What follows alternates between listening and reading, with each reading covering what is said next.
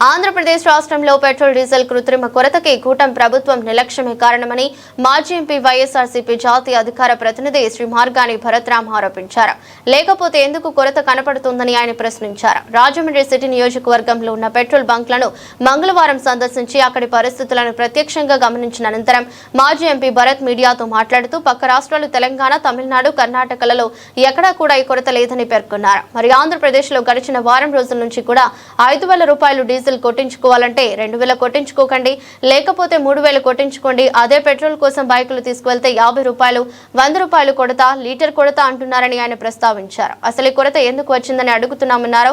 పక్కన తెలంగాణలో, హైదరాబాద్ లో ఎక్కడా కూడా ఇలాంటి నిబంధనలు లేవని మాజీ ఎంపీ భరత్ అన్నారు. హైదరాబాద్ లో పెట్రోల్ డీజిల్ వాడకం ఎంత, ఆంధ్రప్రదేశ్ లో గ్రామాల్లో గానీ లేకపోతే టౌన్స్ లో గానీ జరిగే వాడకం చూస్తే కొరత ఏమిటని ఆయన ప్రశ్నించారు. బంకుల దగ్గర అటు చూడండి, ఇటు చూడండి, అక్కడ కారు వాళ్ళని కూడా పోలీసుల దగ్గర నుండి పంపించేస్తున్నారని ఆయన అన్నారు.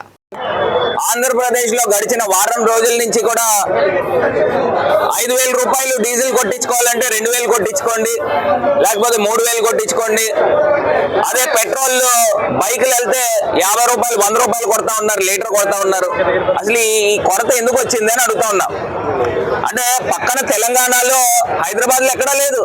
హైదరాబాద్ లో జరిగే వాడకం ఎంత, ఆంధ్రప్రదేశ్ లో గ్రామాల్లో కానీ, విలేజెస్ లో కానీ, లేకపోతే టౌన్స్ లో కానీ జరిగే కొరత ఎంత అని అడుగుతా ఉన్నా. చూడండి, అక్కడ ఆ కారు వాళ్ళని కూడా పోలీసుల దగ్గర నుండి పంపించేస్తా ఉన్నారు. అటు తిప్పండి, కారు వాళ్ళని పంపించేస్తున్నారు ఇక్కడ పెట్రోల్ లేదని. నేను అడుగుతా ఉన్నా, అసలు ఈ పరిస్థితులు ఎందుకు వచ్చాయి అని అడుగుతా ఉన్నా.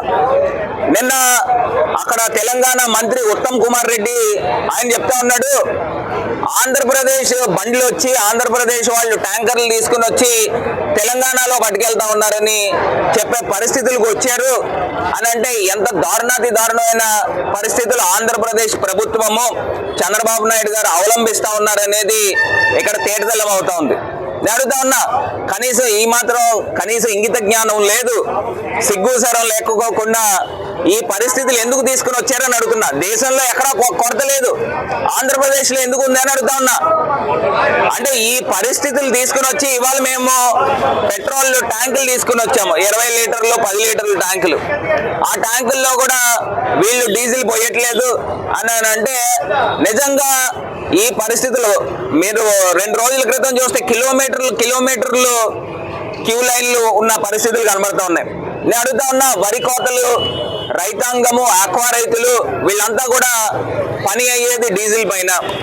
మరి వీళ్ళందరూ కూడా ట్యాంకర్లే కదా తీసుకుని వచ్చేది, 20 లీటర్లు, 30 లీటర్ల ట్యాంకులు తీసుకుని వచ్చి ఫిల్లింగ్ చేసుకుని వాళ్ళు అక్కడ జనరేటర్స్ నడుపుతారు.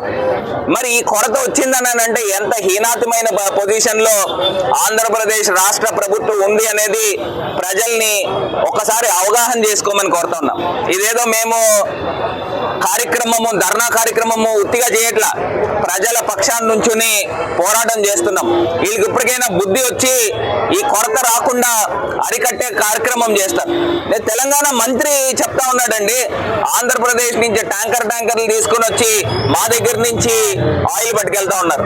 ఇంకొక దారుణమైన విషయం చెప్పమంటారా, భారతదేశ వ్యాప్తంగా అత్యధిక రేట్లు డీజిల్ కానీ, పెట్రోల్ కానీ నంబర్ 1 పొజిషన్ లో ఉన్నది ఆంధ్రప్రదేశ్ రాష్ట్రం.